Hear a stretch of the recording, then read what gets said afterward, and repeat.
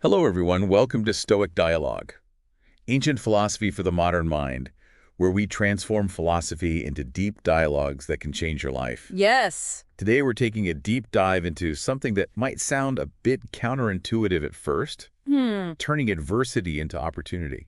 That's right. We're going to explore how the Stoics, Yeah. these ancient philosophers who were all about resilience and wisdom, actually viewed challenges as a pathway to growth. And to guide us on this journey, Yeah. we're using excerpts from a piece we're calling pasted text. Okay. Now, I know what you might be thinking. Adversity, opportunity. Isn't that like trying to make lemonade out of, well, lemons? Right. But trust me, there's a method to this Stoic madness. Yeah, the Stoics had this fundamental belief that adversity is simply a part of life. It's not something to fear or avoid, Right. but rather something to accept and even embrace. Okay. Starting to see where you're going with this. Yeah. So instead of getting all doom and gloom about the inevitable challenges we face, the Stoics were more like, bring it on. Let's see what we can learn from this. Exactly. Pasted text emphasizes this idea that it's not the adversity itself, but our response to it Okay. that defines us. I see. Imagine two people facing the same obstacle. Okay. One might crumble under the pressure, Right. while the other sees it as a chance to test their strength, adapt, and emerge even stronger. So it's all about mindset. Instead of asking, why me? Right. We should be asking, what can I learn from this? How can I use this experience to grow? That's the Stoic spirit in a nutshell, and pasted text offers some really compelling examples of how to put this into practice. Yeah. One that really stood out to me was this idea of reframing failure Okay. as an opportunity. Oh, tell me about it. I'm sure we've all had those moments where we poured our heart and soul into something, Right. only to see it crash and burn. Yeah. It's easy to get discouraged and feel like a total failure. Yeah. Right. But the Stoics would say, hold on a minute. Don't get caught up in the self-criticism. Instead, ask yourself, what can I learn from this experience? Sure. Maybe you made a mistake in your planning. Maybe you underestimated certain challenges. Or maybe it just wasn't the right time. So instead of seeing it as a dead end, Yeah. you're viewing it as valuable data, a chance to course correct and improve for the next time. Precisely. Pasted text even includes this anecdote about someone who spent months working on a project, Wow. only to have it completely fall apart. Oh, no. Their initial reaction was total devastation. Right. But then they took a step back and asked themselves, what went wrong? What could I have done differently? And what can I take away from this experience to ensure a better outcome next time? It's like turning that initial failure energy into fuel for growth. Yeah. You know, I'm thinking about a time when I completely bombed a presentation at work. I was so mortified. I just wanted to crawl under a rock and never come out. But if I had approached it with this Stoic mindset, I could have used that experience to identify my weaknesses, improve my public speaking skills, and ultimately become a more confident presenter. Absolutely. And that's the power of this perspective shift. Yeah. It's not about denying the sting of failure or pretending it doesn't matter, Right. but rather about choosing to focus on the lessons learned Okay. and the opportunity for growth that lies within every setback. Okay, this is making a lot of sense. But now I'm curious about another Stoic concept that pasted text touches on. Negative visualization. Right? To be honest, the name sounds a bit intimidating. Like, are we supposed to be conjuring up worst-case scenarios all the time? I know it sounds a bit counterintuitive, right? Yeah. But it's not about being pessimistic or dwelling on negativity. Okay, I'm all ears. Okay. Explain this one to me and to all our listeners who might be thinking, wait, am I supposed to be picturing bad things happening? Here's the Stoic logic. By mentally rehearsing difficult scenarios, Okay. like losing a job, facing an illness, Right. or even the loss of a loved one, Oh. we actually reduce the fear and shock if those things do happen. Right. It's like preparing ourselves for the unexpected. Right. So we're not totally blindsided if it does occur. So it's kind of like that saying, hope for the best, prepare for the worst. Yeah. But on a deeper, more psychological level. Exactly. And negative visualization isn't just about bracing for impact. It also helps us appreciate what we have now. Okay. Because when you imagine losing something precious, Right. it makes you realize how much you value it in the present. That's fascinating. So it's not about dwelling on the negative. It's about using it as a tool to build resilience and gratitude. Oh, you've got it. Okay. And here's the thing. You don't need to spend hours each day envisioning worst-case scenarios. Right. Just a few moments of reflection can make a difference. I'm definitely going to give that a try. Okay. It's like a mental exercise for strengthening our emotional muscles. Uh, Now, pasted text also talks about something that might surprise some people when it comes to Stoicism. You're talking about the role of community and support in overcoming adversity, right? That's right. I always thought of Stoicism as a very individualistic philosophy, focused on self-reliance and all that. Yeah. But are you saying the Stoics were secretly big on group hugs and sharing their feelings? Well, maybe not group hugs. Okay. But they did recognize that even the most independent thinkers benefit from connection. Right. Pasted text highlights how sharing our struggles with trusted people can provide perspective, comfort, and even wisdom. That makes sense. Right.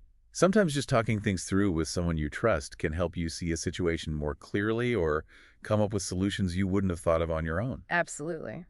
And sometimes a fresh perspective from someone outside the situation can help us identify blind spots. Right. Or offer new ways of approaching a challenge. And this isn't just limited to close friends and family. No, we're not at all. It could be online communities, mentors, support groups, or any space where people can offer each other encouragement and understanding. You're absolutely right. Okay. It's about finding those spaces where you feel safe to be vulnerable. Yeah. And where you can both offer and receive support. I love that. Yeah. So even though Stoicism emphasizes individual responsibility, it also acknowledges that we are social creatures who thrive on connection. Exactly. And when we face adversity, having a supportive community can make all the difference. Think about your own support system for a moment.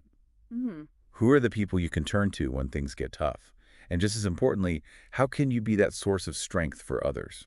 Those are powerful questions for all of us to consider. Yeah. Because even though Stoicism emphasizes individual responsibility, it also acknowledges that we are social beings who thrive on connection. Right. And when we face adversity, having a supportive community can make all the difference. This has been a fascinating exploration of how Stoicism can help us turn adversity into opportunity. We've covered so much ground already, from reframing failure to the power of negative visualization and the importance of community. We have. But there's still more to uncover. Stay tuned for part 2 of this deep dive, where we'll delve into even more Stoic wisdom for navigating life's inevitable challenges. Right. Welcome back. We've been exploring how Stoicism empowers us to see adversity not as a roadblock, but as a chance to grow stronger and wiser. Yeah. It's like that saying, what doesn't kill you makes you stronger, but with a much deeper, more philosophical twist. Exactly. And the Stoics had some really practical techniques for cultivating that inner strength. Remember negative visualization, which we discussed earlier? Yeah. That's one powerful tool. But there's another Stoic concept that goes hand in hand with this idea, and it's called the dichotomy of control. Yes. Pasted text mentions that one too. But if I'm being honest, I'm still a bit fuzzy on how it works. Could you break it down for us? Absolutely. The dichotomy of control essentially boils down to this. There are things in life we can control and things we can't. Okay. That seems pretty straightforward. But how does this simple idea help us deal with adversity? Well, think about it this way. We often waste so much time and energy stressing over things that are completely outside of our control. Right. The weather, traffic, other people's opinions, global pandemics, you name it. I'm definitely guilty of that. It's like my mind automatically jumps to worst case scenarios, even when I know there's nothing I can do about them. The Stoics would say that this kind of worrying is not only unproductive, but it actually robs us of our power. Because when we focus on what we can't control, we neglect what we can control. Our own thoughts, actions, and reactions. Pasted text puts it really beautifully, saying that our power lies in our choices, not in external circumstances. So instead of getting caught up in the chaos of things we can't change, we should be channeling our energy into making wise choices within our own sphere of influence. Precisely. And this doesn't mean we become passive or indifferent to the world around us. It simply means we recognize that our true power lies in how we respond to whatever life throws our way. So if I'm stressed about, say, an upcoming presentation at work, instead of worrying about whether the audience will like me or whether the technology will cooperate, I should focus on preparing thoroughly and delivering the best presentation I can, regardless of the circumstances. You got it. You can't control how the audience will react or whether there will be technical glitches. But you can control the effort you put into your preparation, the clarity of your message, and your overall delivery. It's like shifting our focus from the uncontrollable outcomes to the controllable inputs. Yeah. And I can already see how that would be incredibly empowering, especially when faced with challenges. Exactly. Because even when things feel chaotic and out of control, we always have the power to choose our response. And that sense of agency, that feeling of being in the driver's seat, even when the road gets bumpy, is at the heart of Stoic resilience. This is really resonating with me. It's not about pretending everything is perfect or denying the reality of difficult situations. It's about taking responsibility for how we respond to the challenges that inevitably come our way. And that brings me to another Stoic concept that pasted text highlights, one that's closely tied to this idea of making wise choices, the concept of virtue. Ah, yes. Virtue was paramount to the Stoics. But it wasn't just about being good in a moral sense. It was about living in alignment with nature and reason. They believed that living a virtuous life was the key to true happiness and fulfillment. Okay, I'm sensing a deep dive coming on. Break it down for us.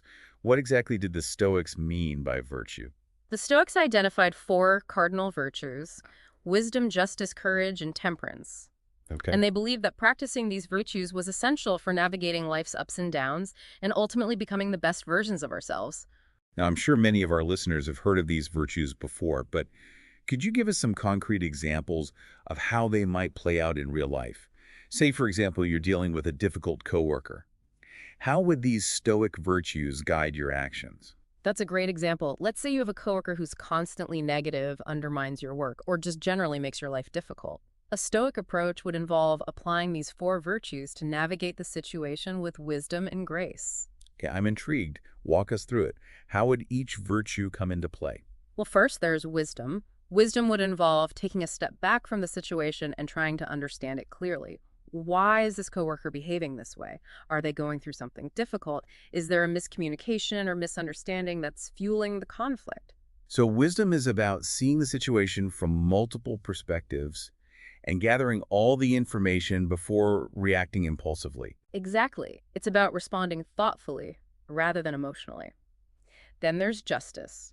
Justice in this situation would mean treating your coworker fairly, even if they're not treating you fairly.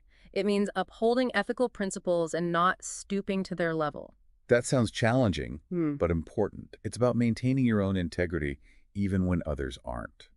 What about courage? How would that virtue apply in this scenario? Courage might involve setting healthy boundaries with your coworker, addressing their behavior directly, or speaking up for yourself if they're trying to take credit for your work or undermine your efforts. It's about standing up for what's right, even when it's uncomfortable. So courage isn't just about physical bravery. It's also about having the moral strength to do what's right, even when it's hard. Exactly. And finally, there's temperance, which is all about balance and self-control. In this situation, temperance would involve managing your emotions, avoiding gossip or negativity, and not letting your coworkers' behavior drag you down. It's about staying calm and composed, even when you're dealing with someone who's trying to push your buttons. Precisely. The Stoics believed that these four virtues were interconnected, almost like a support system for our minds. Cultivating one virtue would naturally strengthen the others, and they saw adversity as an opportunity to put these virtues into practice, and in doing so, become better, stronger versions of ourselves. It's like having a whole toolkit for navigating challenging situations and emerging from them with greater wisdom, integrity, and resilience. You got it. And this brings us back to the idea that the Stoics saw adversity not as something to fear, but as an opportunity for growth and self-improvement. This is all starting to click for me now. It's not about wishing our problems away. It's about using them as fuel for growth and self-discovery. And it strikes me that this Stoic approach is incredibly relevant even today, centuries after its origins. It provides a framework for living with greater resilience, purpose, and even joy, regardless of what life throws our way. I completely agree. It's like turning lemons into lemonade, but on a soul level. Speaking of lemonade, I'm feeling a bit parched after all this deep thinking. But before we take a quick break, I just want to recap what we've learned so far about how the Stoics viewed adversity. Okay. It's inevitable. It's an opportunity for growth. Yeah. And we can navigate it with wisdom, justice, courage, and temperance. Beautifully summarized. Now let's take a moment to refresh, and we'll be back soon to wrap things up and leave you with some final thoughts on turning adversity into opportunity. Welcome back to Stoic Dialogue. We've been having a fascinating conversation about how Stoicism can help us transform adversity into opportunity. Yeah, we have. We've talked about reframing failure, using negative visualization as a tool for resilience and gratitude, the importance of community and support, and the power of living a virtuous life guided by wisdom, justice, courage, and temperance. We've covered a lot of ground. Yeah. And it's amazing how these ancient Stoic principles are still so relevant today. Right. They offer such a practical and insightful framework for navigating the inevitable challenges of life. Absolutely. And speaking of insights, Pasted Text ends with this incredibly thought-provoking quote from Marcus Aurelius, Okay. the Roman emperor and Stoic philosopher. The happiness of your life depends on the quality of your thoughts. That's one of my favorite Stoic quotes. Yeah. It's so simple, Right. yet so profound. It is. It really gets to the heart of what Stoicism is all about. It's like he's saying that we have the power to choose our own happiness even when life throws us curveballs. But how do we actually do that? How do we cultivate those high-quality thoughts that lead to a happier and more fulfilling life? That's where the real work of Stoicism comes in. Okay. It's not about denying or suppressing difficult emotions, Right. but rather about becoming more aware of our thoughts. Yeah. And recognizing that they have a powerful influence on our experience. So it's like taking a step back and observing our thoughts as they arise, almost as if they were clouds passing through the sky. We don't have to judge them or try to change them, Right. but simply acknowledge them and choose whether or not we want to engage with them. Exactly. It's about recognizing that we have a choice in how we respond to our thoughts. We can get caught up in negative thought patterns and spiral into anxiety, fear, and despair. Or we can choose to focus on more positive, empowering, and constructive thoughts. And it's like we have this inner dialogue constantly running in the background, and we have the power to choose the direction of that conversation. Precisely. Now, I know this is easier said than done. Yeah. Our minds are often like wild monkeys swinging from one thought to the next, especially when we're facing challenges. Right. But with practice, we can become more mindful of our thoughts and choose to cultivate those that serve us well. It's like we're training our minds to be more resilient, just like we would train our bodies to be stronger and more flexible. That's a great analogy. And one of the most effective ways to cultivate this mental resilience is through the practice of journaling. Journaling. I've heard so much about the benefits of journaling. Yeah. But I've always struggled to make it a consistent habit. What's the Stoic perspective on journaling, and how can it help us turn adversity into opportunity? The Stoics believed that journaling is a powerful tool for self-reflection, self-awareness, and ultimately self-improvement. Okay. By taking the time to write down our thoughts and emotions, we can start to identify patterns, challenge negative thinking, and cultivate more positive and empowering perspectives. So it's like having a conversation with ourselves on paper, Yeah. but with the goal of becoming more intentional in our thinking and more deliberate in our actions. Exactly. And it doesn't have to be a formal, structured thing. Right. Just a few minutes each day can make a huge difference. What would you suggest writing about? You could start by simply reflecting on your day. Okay. What were some of the challenges you faced? How did you respond to them? What were some of the things you're grateful for? What are some of the goals you're working towards? It's about taking the time to pause, reflect, and gain a deeper understanding of ourselves and our experiences. I love that. And you know what strikes me about Stoicism is how practical and actionable it is. Yeah. It's not just some abstract philosophy. Right. It's a way of life that can actually help us live better, more fulfilling lives. Absolutely. And the beauty of it is that it's accessible to everyone. Right. You don't need any special training or equipment. Yeah. Just a willingness to examine your own thoughts and actions. Right. And a commitment to living in accordance with virtue. Well said. This deep dive into Stoicism has been incredibly insightful. It has. I feel like I have a whole new perspective on how to handle those inevitable curveballs life throws my way. Me too. And to all our listeners out there, remember, the next time you're facing a challenge, ask yourself, how can I use this as an opportunity to grow stronger and wiser? Right. And then choose your thoughts accordingly. Yeah. Remember that quote from Marcus Aurelius, the happiness of your life depends on the quality of your thoughts. Cultivate those high-quality thoughts, and you'll be well on your way to turning adversity into opportunity. That's a great way to sum it up. And if you're interested in learning more about Stoicism and how to apply it to your own life, be sure to check out the resources we've linked in the show notes. Yes, and don't forget to subscribe and hit the notification bell so you don't miss our upcoming videos. Stoic Dialogue, ancient philosophy for the modern mind. See you next time.